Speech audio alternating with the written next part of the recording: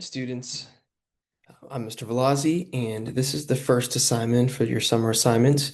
And we're looking at the content outline for the summer assignments. And I'd just like you to take a look at this first couple pages on your own. But I'm just going to highlight a few quick things for you. All right, first of all, this is AP Physics 1, and the focus of this course is on understanding concepts and using them to solve all sorts of problems. All right, so it's really about thinking and solving problems.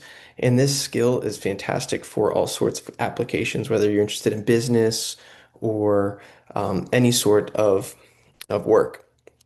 Now we're going to take a look at this first page, and it just gives you an idea of what we're doing in physics, what a scientific law and theory is, and then looking at some specifics. But I wanted to point out one thing here. A scientific law is like a mathematical relationship between quantities. So, as you know from your past studies, the universal law of gravity is the equation Fg equals g m1 m2 over r squared. And so this doesn't explain why there's a force of gravity. All it does is explain the relationships between mass, distance, and force. And that is a scientific law. Now, a theory is explanatory. It explains why things happen the way they do. So it's different than a mathematical relationship. And then models, we create models in science just to think about how something happens or why it happens that way. But it's just a human construct. We don't actually think that the science is that model. All right, so please look at those in your own time. These are some of the basic physics dimensions and base units, and some of the prefixes that you'll see.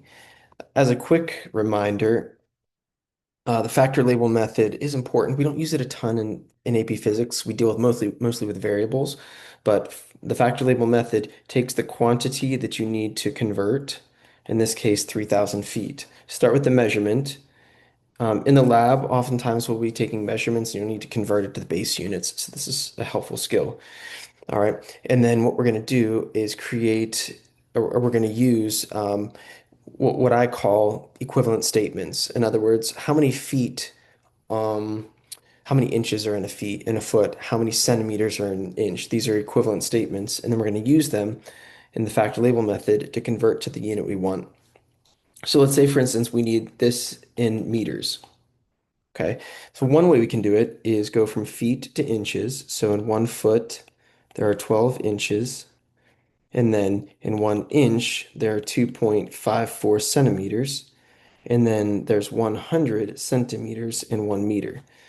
And so we can use these equivalent statements to get from feet to meters. It's just one way to do it. And just remember that whatever unit you measured in, you're going to have that same unit opposite it. So in this case, in the denominator, so that they'll cancel. And then your quantity will then be in inches if you do the math here. So 3,000 times 12 will get you that length in inches. It doesn't change the size of the length at all. It just changes the way it's represented, in this case, inches. And then if we divide by inches and multiply by the centimeters, now we'll have it in centimeters. But if we divide by centimeters, we left with it in meters. Okay. So that's the factor label method in a quick review. All right, and here, these is just a reminder of what accuracy and precision is with measurement. Please look at those carefully, but I want to highlight uncertainty because in physics, in the lab, we will have in our lab questions on the exam, we'll have uncertainty represented in the lab questions, and it's important for you to understand what it's telling you. All right, so take a look at that and the example that I give you. Okay, now this lesson is mostly going to be just on proportional reasoning. This is the first skill that you need to have when you walk in the classroom. And so proportional reasoning is a way of looking at how one factor will change another. Okay, so we're going to be using mathematical relationships or equations in order to do proportional reasoning in physics. And the sign up in the corner there is the sign of proportionality. Okay, so let's take an example really quickly. Let's say we have Newton's second law, which is the net force on an object is equal to its mass times its acceleration. Now, in this equation, the net force is directly proportional to the mass. So we could represent that this way. We could use that sign of proportionality to say the net force is proportional to the mass. That's not saying they're equal because mass and force are not the same thing, but they're proportional. Meaning if you double the mass, what's going to happen to the net force needed to accelerate it by the same amount? It doubles. So this is proportional reasoning. Now, what we're going to do is we'll often be given problems where a bunch of different factors are changing. Let's say we have a situation where an object, its mass is going to double and the tension on it is going to decrease, and we need to find out something. So we won't actually be given numbers. We won't know how much the mass is. We won't know what the force is, but we'll know how much it changes by. And so we just have to use proportional reasoning. And I'm going to give you a really simple way to handle it. And we call it Bertha's rule of ones because it's a fun little phrase. I learned it from another teacher, and he calls it Bertha's rule of ones. Really, it's just called the rule of ones. So outside of this class, please don't use this as a way of explaining what you're doing because no one will know what Bertha's rule of ones is. If you just call it the rule of ones, that'll do. Okay, so here's how we do it. Step one is we're going to arrange an equation to solve for the variable in question. So if the problem is saying, let's use our example one below here. It says, by what factor will the acceleration of an object change if its mass is halved and the net force remains constant? So the only thing changing is mass. We don't know what the mass is. We don't know what the net force is. We just know how they're changing. So step one is solve the equation for the variable in question. So we're going to take our equation F net equals ma, and we're going to solve it for the variable in question, which is a. Okay, so once we've solved it for a, step two says substitute one for every variable that doesn't change, as well as the coefficients. And I'll give you an example of that in a minute. And we're going to substitute factors of change for every other variable. All right, now we're no longer going to make an equal statement. We're going to take this part right here, and off to the side, we're going to say, okay, the net force remains constant, so it's going to become 1. We're substituting a 1 for every variable that doesn't change. And we're going to insert the factor of change for everything else. In this case, m becomes 1/2. It's 1/2 what it was. So that's step 2. We're done. Now, step 3 is evaluate the expression to calculate the factor of change. All right, so we're going to then find that factor of change. So 1 divided by 1/2 is the same as, so 1/2 in the denominator is the same as the reciprocal in the numerator. So this is the same as 1 times 2, or 2. Okay, now a doesn't equal 2. Again, we're finding the factor of change. So a is going to change by 2. So a is going to double.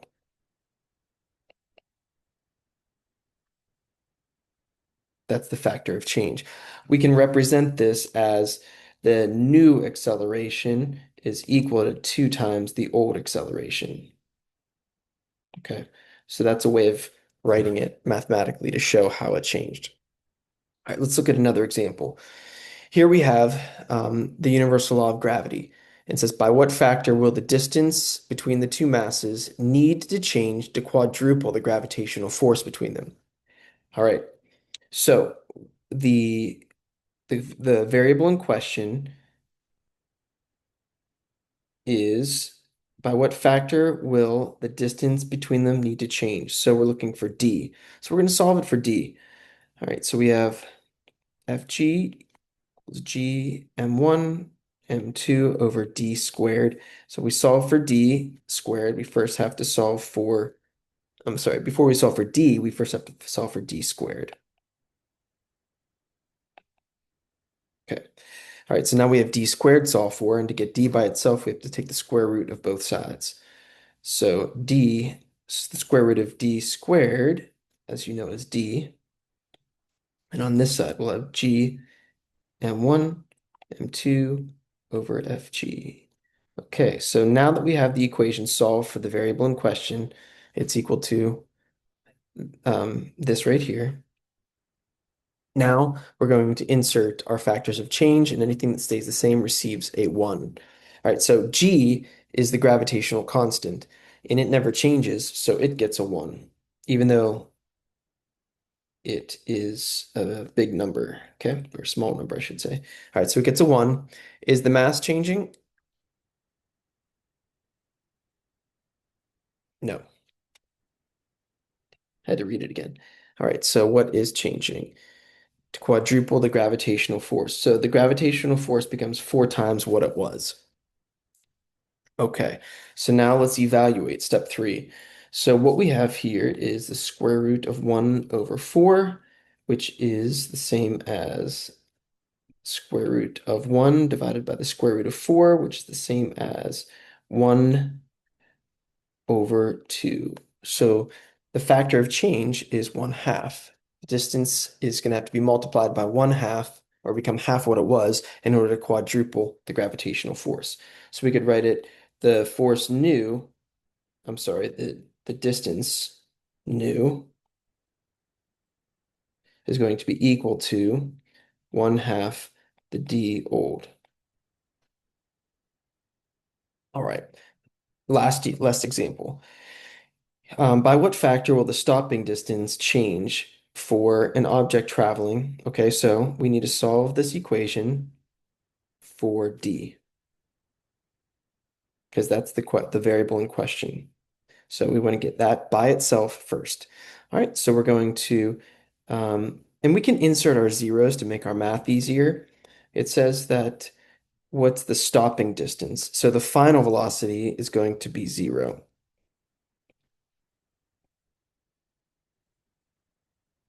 So solve for d, we get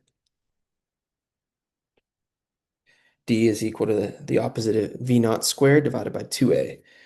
That's step 1. Step 2 is going to be inserting the factors of change, and anything that stays the same receives a 1. Again, that's why we call it the rule of ones. Okay, so an object is traveling at twice the speed, so the factor of change is going to be 2, and we don't need to have that negative sign in there.